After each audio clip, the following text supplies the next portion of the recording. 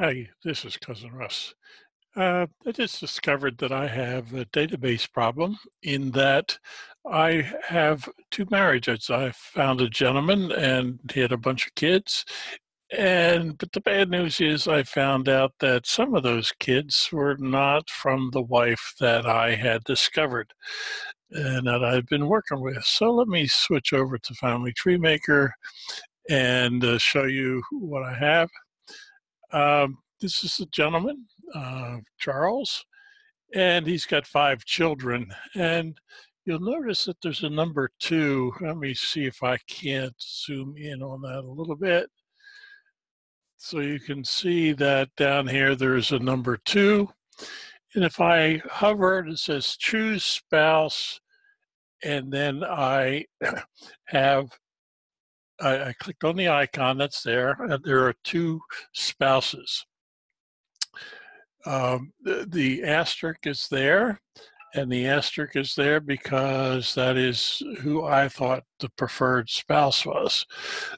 Now, what I have to determine now is which of these children belong to which spouse. So I'm going to go to the one I had been working with, who I thought the spouse was, but I want to look at some data from her. And I see that she was born in 1835 and died in 1875, and they were married in 1857. So that's, I think, will give me some clues. Now, while I'm on this spouse, this is the spouse that I had been working with. Now, I've already fixed a couple of these, but I thought since I was doing, I would put it on a blog post. So with that combination of Charles and Eliza, I've got three children. And notice the birth dates, 1859, 1861, 1867. And down here you can tell that those children were born while she was still alive. So we're good so far. So let me go over to Charles. So this is the husband now. And what I see is the two sets of children. The three that I've assigned that I just showed you down here, Leroy and Eliza. And here are several which I believe are not assigned to the correct mother, because the correct mother didn't die until 18, what did I say? They switch over to her, 1875. So it's clear to me, sorry about that. I got the wrong person.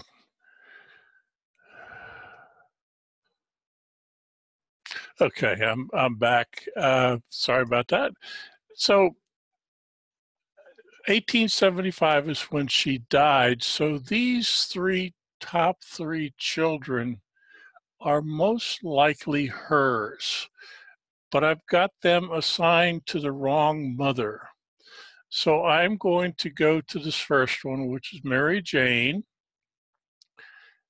And I want to make sure that you can see the screen. So let me back out a little bit so you can see what I'm going to be doing. And move my screen over a little bit.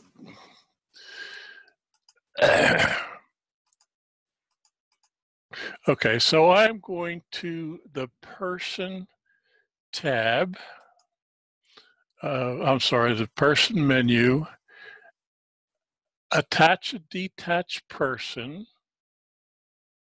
Detach selected person. So I am on the child. So I'm going to deselect only from the mother. Now I selected it, but there's not a check mark in there. And that's it, very important. So you want to put a check mark in there. So I'm going to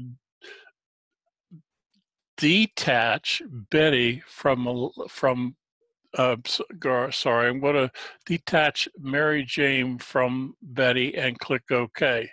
So now she doesn't have a mother, if I can see up above. So I'm going to do person, attach a mother, and I'm going to, just for grins and giggles, because I didn't do this right the first time, I'm going to select the husband because the husband's going to tell me who the wife is. Eliza Jane Roderick. So that is the mother. You notice that when I selected the husband or the father, it's going to tell me who the spouse was. So now I want to find Roderick and Eliza Jane and click OK. Now I've given the choice of adding Mary Jane to Charles and Eliza Jane Roderick and click OK, and I'm good to go. Now I'll just go back to the people workspace, the tree view, and now he has 4 children, and there is the child that I just added. So the whole point of this is that I had found a second wife, and I had to detach the child from the incorrect mother and attach that child to the correct mother.